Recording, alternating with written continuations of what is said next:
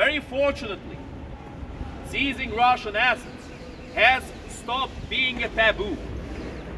How can we play fair against somebody who refuses to play fair, who cheats left, right, and center?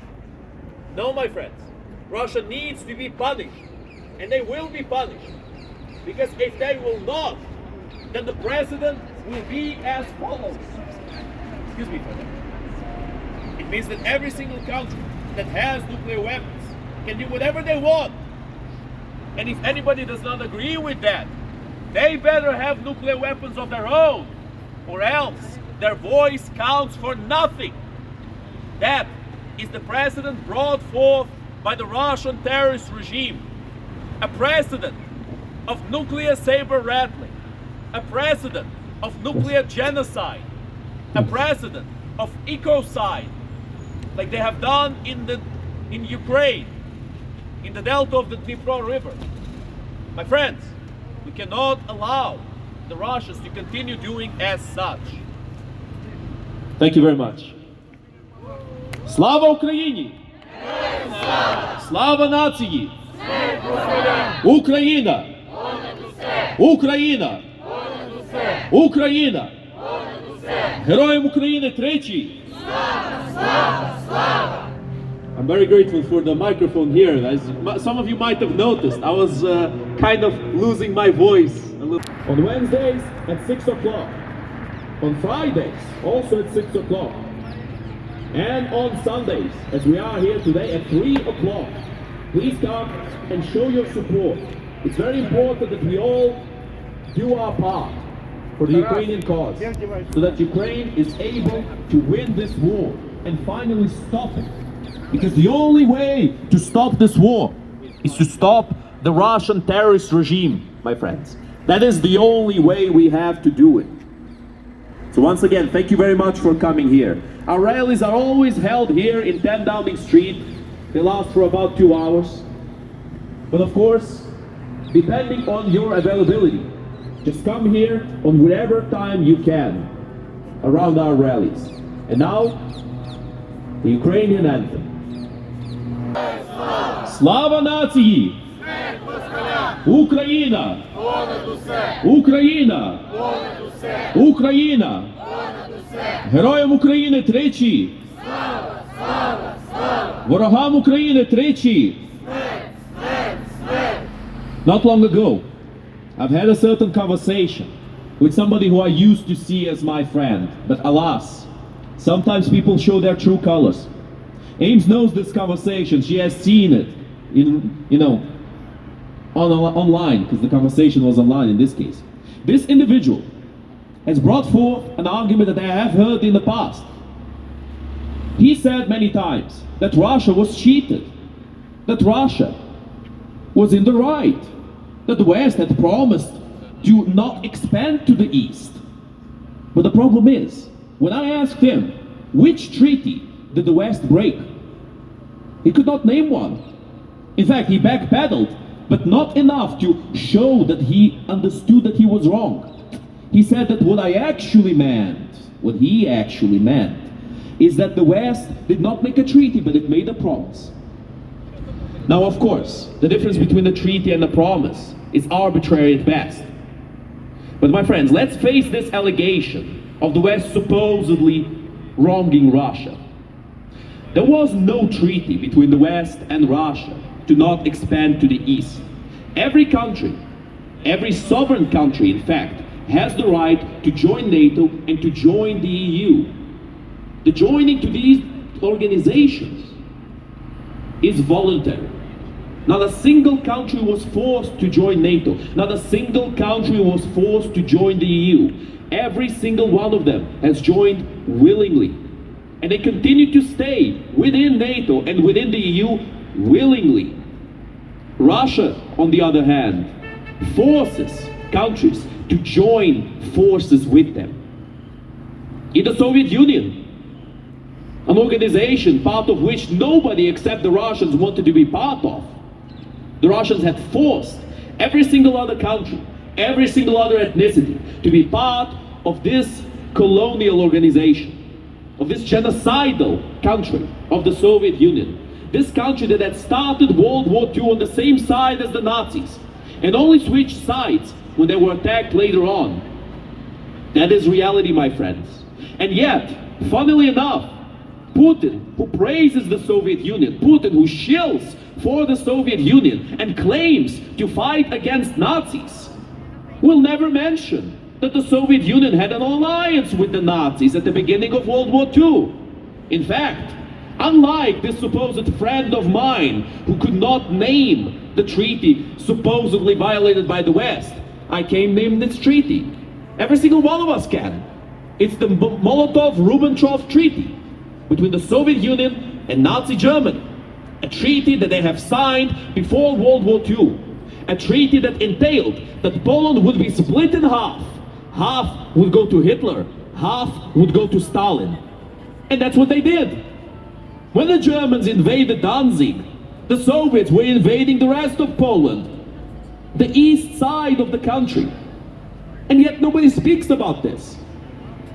And these modern day socialist and communist parties claim to oppose Nazism. When back then, back in those days, when the Nazis were invading Poland, every single socialist and communist was supporting them. In fact, just so that my words are not taken out of context, every single socialist and communist was preaching non-intervention, was encouraging the whole world that that was not their fight, that that was not their war. But of course, when the Nazis decided to invade the Soviet Union, they changed their tune very quickly. So a very uncomfortable question rises, my friends. Do socialist and communist parties in the West support what's best for the Western people? Or do they support what's best for the people who fill up their pockets with rubles?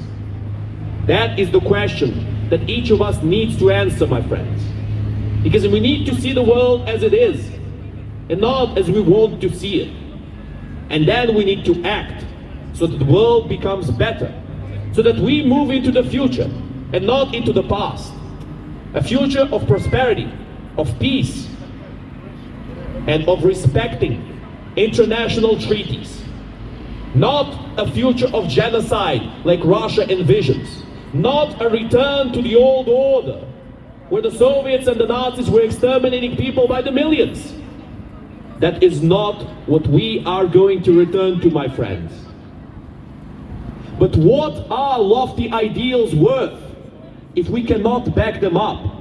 If when we are attacked, when we are under attack by the terrorist regimes in this world, when we can do nothing? What are all of those beautiful ideas worth then? No, my friends. We need to change our tactics. We need to face this threat head on. We cannot allow Russia, Iran, and North Korea, of all countries, to be dictating the course of history, to be taking initiative into their hands and reshaping the world and bringing back medieval witch hunts. Because of course, one of the main excuses that the Russian terrorist regime has used to attack Ukraine was that supposedly Ukraine is a satanic country. The denazification and denazification of Ukraine, the de-satanization of Ukraine was there to complete this. What kind of a modern day witch hunt is that, my friends? Do we really believe in religious extremists who claim that they attack another country because the other people are Satanists? That is what the Russians are saying. And you need not believe in our words. All you have to do is look it up for yourself.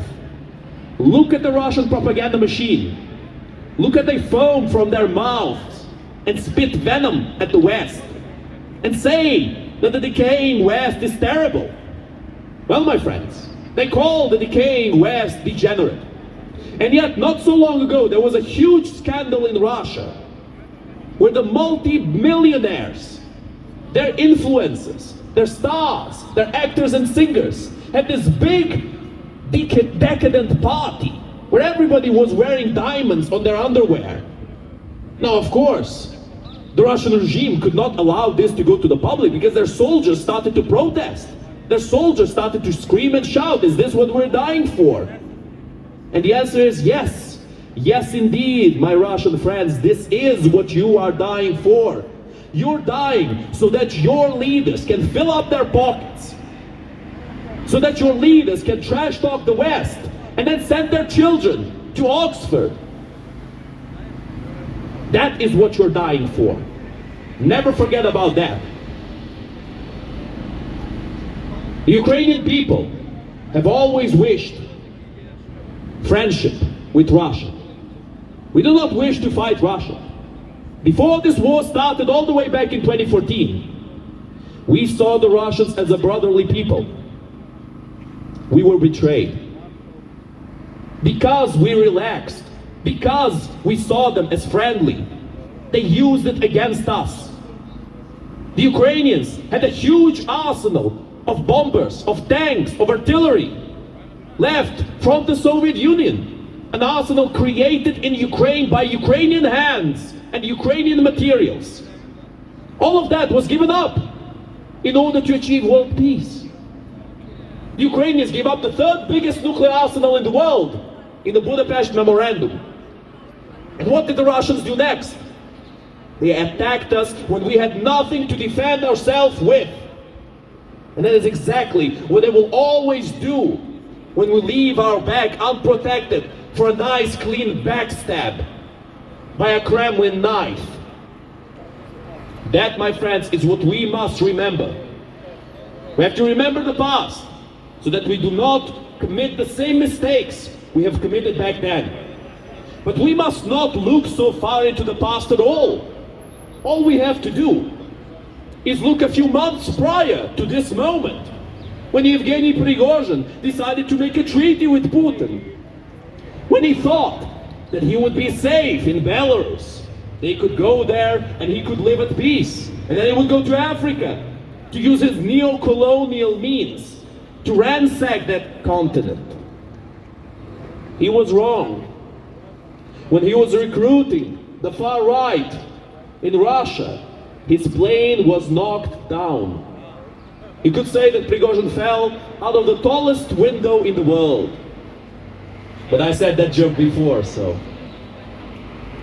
But truth of the matter is, that is exactly what will happen to every single leader, to every single person who wants to side with Russia, thinks they have something to gain by siding with Russia. And that is why, my friends, we need to be wiser than that. We need to be better than that. We must not trust the terrorist Russian regime.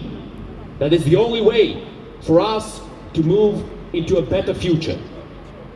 Instead of being taken for fools by the Muscovite expansionists. Russia is a terrorist state. Russia is a terrorist state. Russia is a terrorist state. Russia is a terrorist state. Russia is a terrorist state. Russia is a terrorist state. Stop Russia, stop the war. Stop Russia, stop the war. Stop Russia, stop the war. Stop Russia, stop the war. Stop Russia, stop the war. Stop Russia, stop the war. Help Ukraine protect peace. I believe, my friends, soon we will have some lovely Ukrainian music as a little pause to this speech.